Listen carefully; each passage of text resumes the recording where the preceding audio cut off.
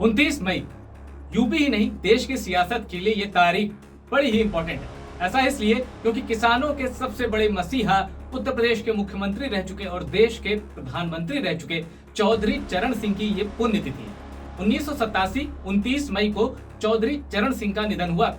उसके बाद से जो पश्चिमी यूपी की सियासत है वो उनके बेटे अजीत सिंह के इर्द गिर्द घूमती रही। हालांकि अजीत सिंह में वो नेतृत्व क्षमता नहीं थी, वो पॉलिटिकल मैजिक नहीं था जो चौधरी चरण सिंह में था, लेकिन इसके बावजूद अजीत सिंह काफी हद तक जाट और मुस्लिम समीकरण की बदौलत उत्तर प्रदेश और देश की सियासत में प्रासंगिक बने रहे। यही वजह थी कि वीपी सिंह की सरकार हो या फिर नरसिम्हा राव की सरकार हो या फिर अटल बिहारी वाजपेयी की सरकार हो या फिर यूपीए की सरकार हो, अजीत सिंह के रिश्ते हर सरकार से मधुर बने रहे और वो मंत्री पद एंजॉय करते रहे। लेकिन मुजफ्फरनगर के जब दंगे हुए 2013 में, उसके बाद से जाट जो है वो बीजेपी के पक्ष में लामबंद हो गए। अब उसके बाद क्या हुआ, कुछ ही सालों में जाटों की नाराजगी बीजेपी से मुखर दिखाई देने लगी। अब चौधरी चरण सिंह की पुण्यतिथि पर उत्तर प्रदेश के सियासी गलियारों में एक चर्चा बड़ी वायरल हो रही है। चर्चा ये है कि क्या जयंत चौधरी, जो कि चौधरी चरण सिंह के पोते हैं और अजीत सिंह के बेटे, क्या वो पलटी मारने के मूड में? क्या 2027 यूपी विधानसभा चुनाव से पहले जयंत चौधरी पाला बदल सकते हैं और समाजवादी पार्टी और कांग्रेस के संभावित गठबंधन के साथ जुड़ सकते हैं? क्या ऐसा होगा? आज इसी चर्चा को हम इतिहास और कुछ फैक्ट्स के साथ टटोलेंगे और ये आकलन लगाएंगे कि क्या वाकई ऐसा हो सकता है, जयंत चौधरी क्या पाला बदल सकते हैं। कुछ मीडिया रिपोर्ट्स में ये दावा किया जा रहा है कि चौधरी चरण सिंह ने जो मजगर एक वोट बैंक बनाया था, मजगर मतलब मां से मुसलमान, जा से जाट, गा से गुर्जर और रा से राजपूत, मजगर जो एक वोट बैंक बनाया था चौधरी चरण सिंह ने, उसमें जब अजीत सिंह आए तो और अजीत सिंह से जयंत चौधरी तक लगातार उसमें डिक्रीज होता गया है। आज हालत यहाँ तक आ गई है कि जो मुस्लिम, जैसे पश्चिम यूपी में क्या होता है, जाट और मुस्लिम माना जाता था, ये आरएलडी के वोटर हैं। लेकिन 2014 में बीजेपी की पावरफुल री एंट्री के बाद ये इक्वेशन बिगड़ी है। अब अजीत सिंह के समय एक बड़ी दिलचस्प कहानी आपको बताता हूं कि कई जाट नेता, कई जाट किसान, कई जाट संगठन वो कसम खाते थे अजीत सिंह को हरा देंगे, लेकिन जब वोट डालने की बारी आती थी उनका वोट आरएलडी पर गिरता था, अजीत सिंह को वो वोट देते थे। अब जयंत चौधरी के साथ, जयंत चौधरी जिस तरह समाजवादी पार्टी के साथ रहे और जिस तरह बीजेपी के साथ रहे, तो ऐसा मत समझिए कि इससे किसी जाटलैंड के किसी वोटर को लगता होगा यार ये तो पाला बदलू है। जयंत चौधरी के पिता अजीत सिंह उनसे भी ज्यादा पाला बदलते थे। कभी बताया मैंने आपको, कभी वीपी सिंह के साथ, मतलब जिसकी सरकार रही, जयंत चौधरी के पिताजी अजीत सिंह आपको वहां दिखाई देते। पश्चिम यूपी खासतौर पे जाटलैंड के लोग, मुजफ्फरनगर, बागपत, यहाँ के लोग ये भी कहते हैं कि चुनाव से पहले, ऐसी कहानियां हैं, ऐसी किंवदंतियां हैं, ऐसा कहा जाता है कि चुनाव से पहले चरण सिंह वहां के वोटर्स के सपने में आ जाते थे और कहते थे कि भाई देखो अजीत सिंह है मेरा बेटा, अब तुम्हें ही इसे देखना है। तो जो नाराज जाट वोटर्स भी होते थे वो वोट दे आते थे। कुल मिलाकर कहें, तमाम नाराजगी के बाद भी जाट वोटर्स में एक बड़ी पसंद अजीत सिंह और या उनकी आरएलडी पार्टी रही है।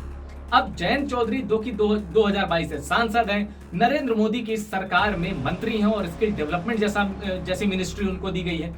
अभी नरेंद्र मोदी की सरकार ने चौधरी चरण सिंह को भारत रत्न से सम्मानित किया, जिसके वो वाकई हकदार थे। और जब जयंत चौधरी ने लिखा कि मोदी जी दिल जीत लिया, उसके बाद उन्होंने पाला बदला और कैसे मिलकर चुनाव लड़ा। 2024 का 2 सीटें मिली थी आरएलडी को, दोनों जीत गई, बीजेपी सिर्फ 33 पर सिमट गई।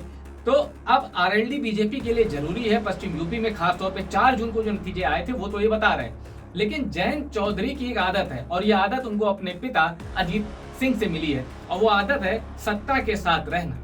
इसलिए जयंत चौधरी कभी कोई फैसला प्री पोल अलायंस में, उनका यकीन नहीं है इस बार उन्होंने किया, क्योंकि अब की बार 400 पार का नारा था। इसलिए जैसे ये अटकलें लग रही हैं, खासतौर पे मैंने कुछ मीडिया रिपोर्ट्स में पढ़ा, जैसे कि दैनिक भास्कर में, उसमें लिखा है कि आरएलडी का मुस्लिम वोट बैंक उनसे छिटक रहा है, इसकी फिक्र जयंत चौधरी को है। अब इसको अगर अतीत में देखेंगे तो पता चलेगा कि उनके पिता अजीत सिंह को जाट वोटर्स की भी फिक्र नहीं थी। एक बार उन्होंने, एक बड़ी मशहूर कहावत है, एक बार उन्होंने, मतलब वहां के लोग बताते हैं, यशवीर सिंह को टिकट दे दिया, जिससे जाट वोटर्स बड़े नाराज। उन्होंने कहा कि किसे टिकट दे दिया, हम वोट नहीं देंगे। तो अजीत सिंह ने कहा कि भैया अब मैंने टिकट दे दिया है, तुम्हें वोट देना है दो, मत देना है मत दो। तो अजीत सिंह को माना जाता था कि अपने ही मिजाज के हैं, वो सबको मना के सबको एकजुट रखने में उनका कोई बिलीव नहीं। भाई अपना मिजाज है, मेरे साथ हो तो हो, मैं तुम्हें मनाने नहीं आऊंगा। अब जयंत चौधरी जो कि कांग्रेस के साथ, कांग्रेस और समाजवादी पार्टी के जो गठबंधन था उसके साथ भी हाथ आजमा चुके हैं।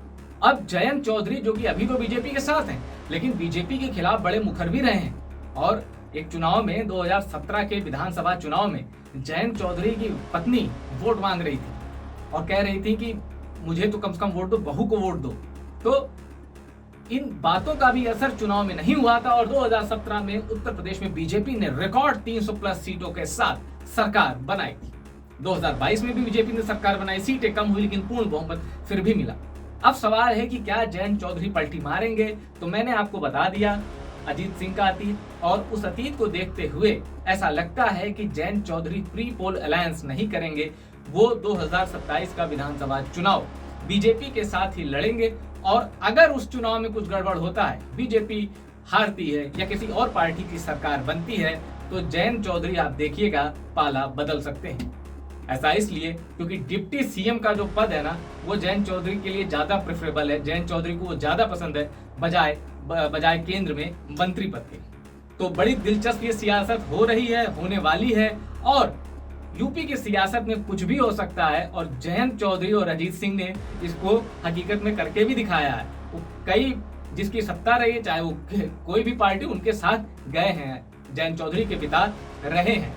तो ये मत समझिए कि जयंत चौधरी बीजेपी में है और बीजेपी ने जयंत चौधरी के दादाजी को भारत रत्न दे दिया तो अब ये रिश्ता जो राजनीति में है ये फेविकोल वाला हो गया है। बिल्कुल नहीं, ये सब राजनीति में हर रिश्ता स्वार्थ का होता है, जरूरत का होता है, चाहे वो कोई भी पार्टी हो। ये कोई नेचुरल बॉन्डिंग नहीं है। तो ऐसे में आरएलडी कम से कम 2027 तक कहीं नहीं जाने वाली। हाँ, 2027 के चुनाव परिणाम जरूर ये तय करेंगे कि आरएलडी किधर जाएगी, कहाँ रहेगी।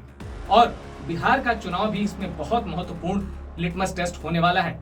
बिहार के जैसे नतीजे आएंगे वो आरएलडी के मुखिया जयंत चौधरी की सोच को बहुत हद तक प्रभावित करेंगे।